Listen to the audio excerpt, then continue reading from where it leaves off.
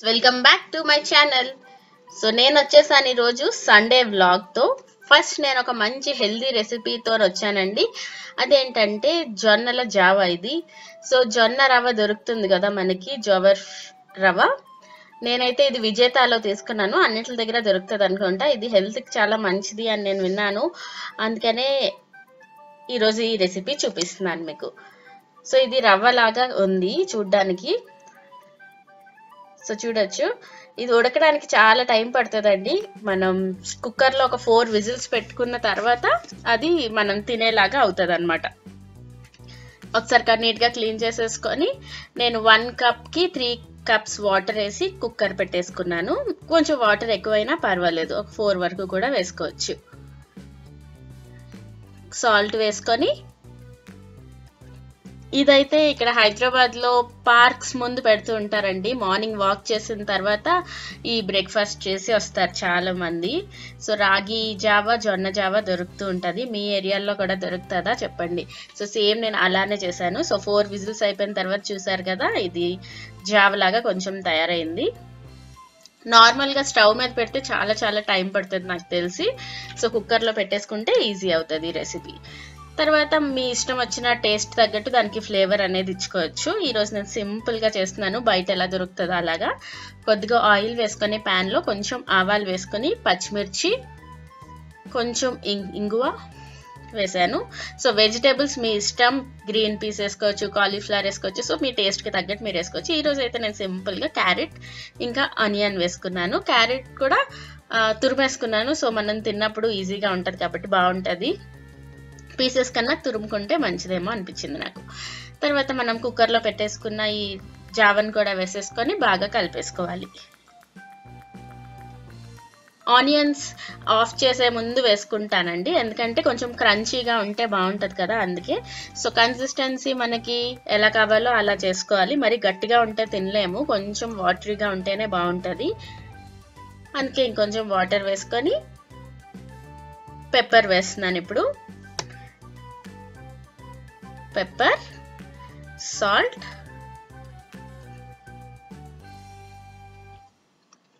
And of చేసే ముందు lemon squeeze చేసుకోవాలి. సో లెమన్ వేసుకోకపోతే తినలేము, లెమన్ ఉంటేనే బాగుంటుంది. సో ఆనియన్ చూసారా లాస్ట్ లో వేసుకున్నాను. సో మనకి క్రంచీ క్రంచీగా తగులుతుంది తిన్నప్పుడు. ఒక బాయిల్ వచ్చిన తర్వాత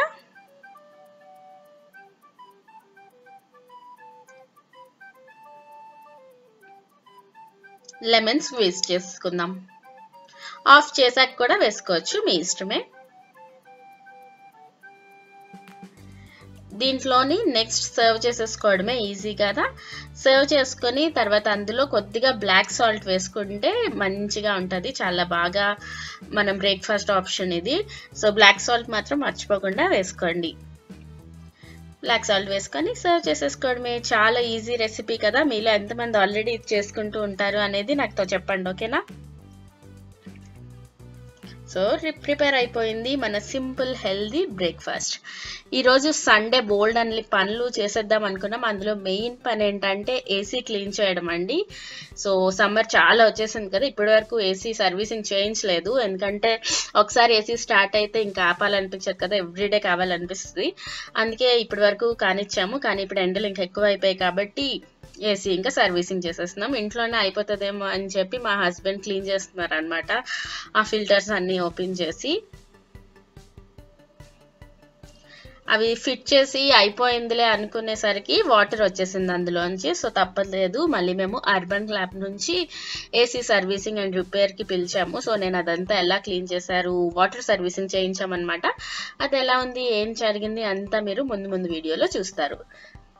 సో మీ ఏసీ మంచి కండిషన్ లోనే ఉంటే ఇలా ఫిల్టర్స్ అప్పుడప్పుడు క్లీన్ చేసుకుంటే సరిపోతుందండి. మీరేం చేశారు ఈసారి, బయట నుంచి పిలుచుకున్నారా లేకపోతే మీరే సర్వీసింగ్ లాగా చేసేసారా అనేది నాతో షేర్ చేయండి, ఓకేనా.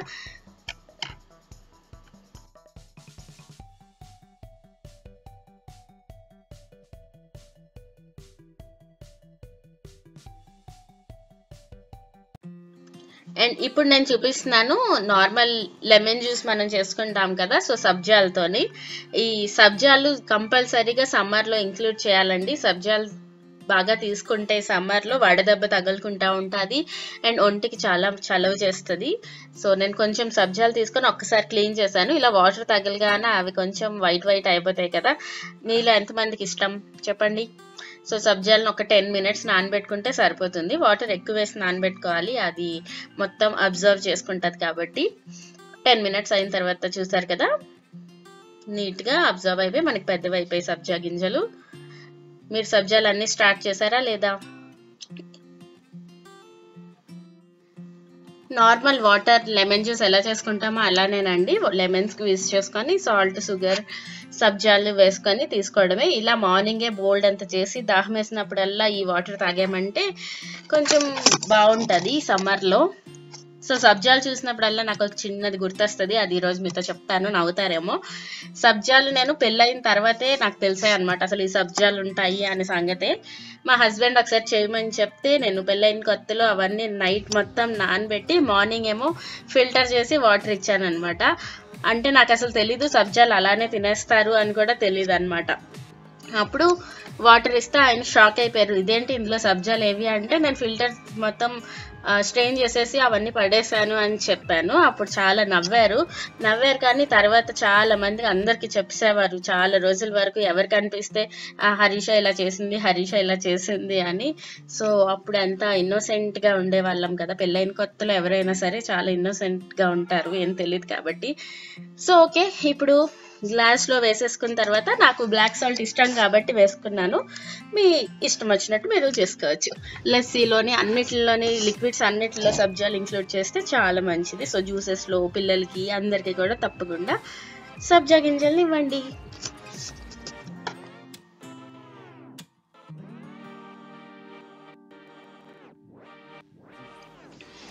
మళ్ళీ ఇచ్చాను ఈయన ఈరోజు ఇది చెప్పాను కదా మస్కిటో నెట్ తెప్పించామని, అది ఫిట్ చేస్తున్నారనమాట. సో ఫిట్ చేసేసాము. కొంచెం పొడిగైతే ఇలాగా ఫోల్డ్ చేసి సేఫ్టీ పిన్ పెట్టేసాము. స్టిచ్ చేస్తే ఇంకా బాగుంటుంది. ప్రస్తుతానికి అలాగా కానీ చేస్తున్నాం. ఇప్పుడు నేను మీకు చూపిస్తాను టేస్టీ యమ్మీ చేపల పులుసు ఎలా చేస్తాను అనేది చూపిస్తాను. ఇది సూపర్ టేస్టీగా ఉందండి అండ్ చాలా చాలా సింపుల్గా కూడా చేసుకోవచ్చు. సో మీ అందరికీ కూడా ఈ రెసిపీ తెలుసనే అనుకుంటున్నా. మీరు ఇలాగే చేస్తారా లేదా అనేది నాతో చెప్పండి, ఓకేనా? సో ఫస్ట్ నేను చింతపండులో హాట్ వాటర్ వేసాను. సో నార్మల్ వాటర్ కన్నా కొద్దిగా వామ్ కానీ హాట్ వాటర్ కానీ వేసామంటే కొంచెం మనకి పల్ప్ అనేది టామరిన్ జ్యూస్ బాగా వస్తుంది. తర్వాత నేను ఇప్పుడు ఒక ప్యాన్ పెట్టుకున్నాను, అందులో ఆయిల్ వేసుకొని కొద్దిగా ఆవాలు, ఆయిల్, సాల్ట్, కారం అన్నీ కూడా కొంచెం పులుసులో ఎక్కువే పడతాయి, అప్పుడే టేస్టీగా ఉంటుంది కదా చేపలకి మరీని. ఆవాలు కొంచెం స్ప్లటర్ అయిన తర్వాత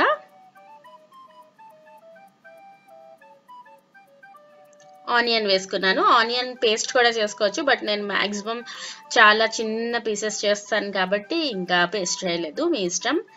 ఇలా అయితే ఈజీగా అయిపోతుంది.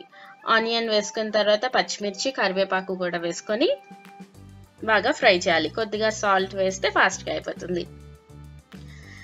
సాల్ట్ కూడా వేసుకొని బాగా కలిపేసుకొని అందులో జింజర్ గార్లిక్ పేస్ట్ కొద్దిగా,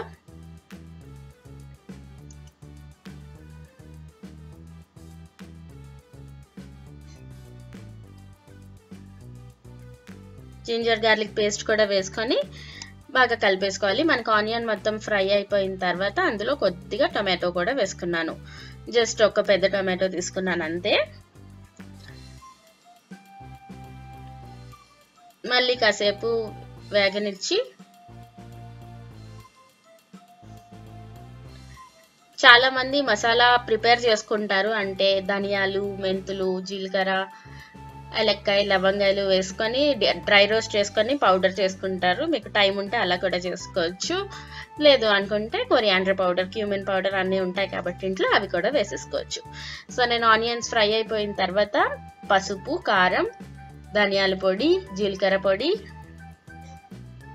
వేసుకొని బాగా ఫ్రై చేశాను. నేను ఇంకా మసాలాస్ ఏం వేయలేదు, సింపుల్గా చేస్తున్నాను అనమాట. బాగా కలిపేసుకోవాలి. సో చూడండి మంచి కలర్ వచ్చేసింది కదా అప్పుడే. ఎప్పుడైనా చేపల పులుసు ఏదైనా చింతపండుతో చేసేది ఏదైనా సరే వెంటనే కన్నా నెక్స్ట్ పూట కానీ మధ్యాహ్నం చేసుకుంటే రాత్రికి కానీ బాగుంటుంది. అవును కదా. సో మనం నానబెట్టి ఉంచిన చింతపండు పులుసు కూడా ఇందులో వేసేసుకొని బాగా మిక్స్ చేసేసుకోవాలి. చేప ముక్కల్ని నీట్గా క్లీన్ చేసి పెట్టుకోవాలి. అప్పటికే చేపలు బాగా క్లీన్ చేయాలంటే అది పసుపు, సాల్ట్, పెరుగుతోని క్లీన్ చేస్తే మనకి ఆ వాసన అనేది అసలు ఉండదన్నమాట. నీట్గా క్లీన్ అయిపోద్ది.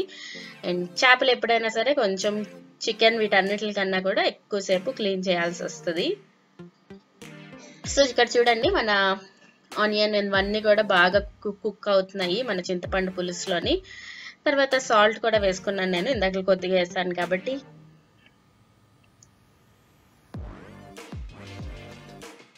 ఇంకా అయితే ఇప్పుడు చేప ముక్కలను వేసేసుకుందాం. దీనికి మ్యారినేషన్ ఏం కూడా అవసరం లేదు, ఫాస్ట్గా అయిపోతుంది, సింపుల్గా చేసేసుకోవచ్చు. వేసుకొని వాటర్ కూడా వేసుకోవాలి. ఇంకా చేపలు వేసేసిన తర్వాత గరిటతో ఎక్కువ తిప్పకూడదు, అప్పుడు మన చేపలు చిరిగిపోతాయి కాబట్టి, అదే విరిగిపోతాయి కాబట్టి. ఇంకా మూత పెట్టేసి ఉడకనిచ్చుకోవాలి. ఇంకా మనకి ఫిష్ అంతా కుక్ అయిపోయిన తర్వాత సర్వ్ చేసేసుకోవడమే. మీకు కొత్తిమీర ఇష్టం అనుకుంటే కొత్తిమీర వేసుకోవచ్చు. నాకు అంతగా ఇష్టం ఉండదు కాబట్టి జస్ట్ గార్నిషింగ్ కోసం కొద్దిగా యూస్ చేస్తున్నాను అంతే. సో చూడండి సూపర్ టేస్టీ చేపల పులుసు రెడీ అయిపోయింది.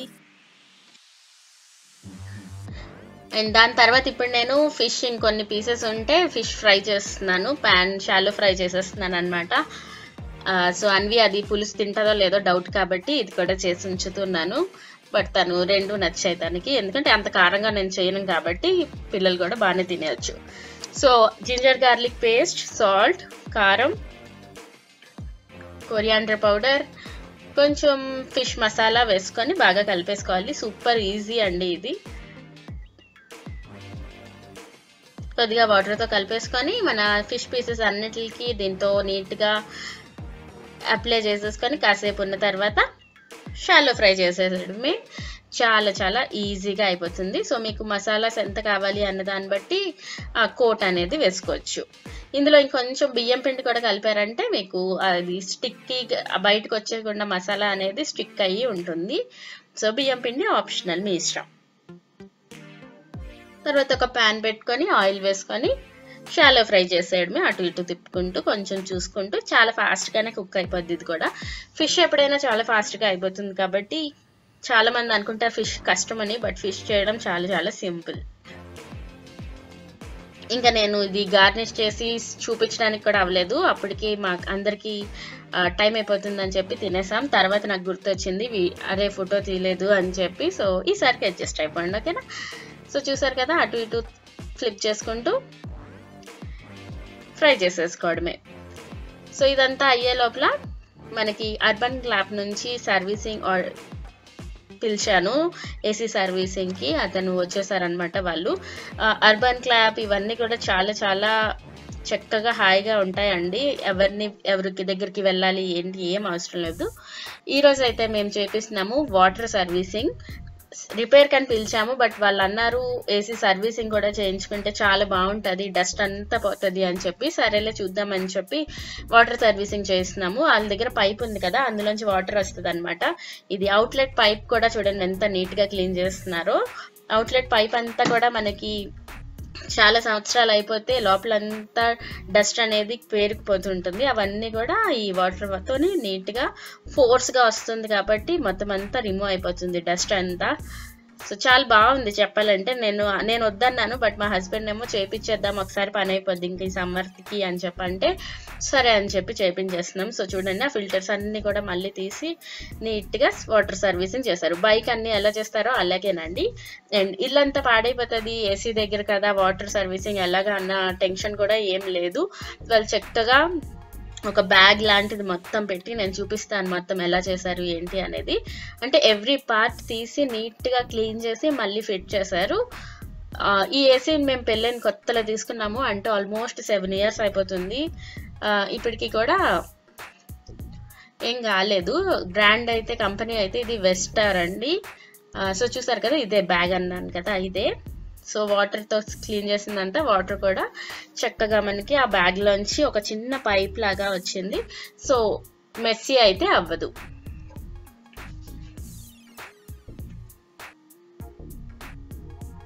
ఇలా బ్యాగ్ మొత్తం ఫిట్ చేసి నీట్గా క్లీన్ చేస్తారు. సో చూడండి అయితే ఎలా క్లీన్ చేస్తున్నారు ఏంటి అనేది.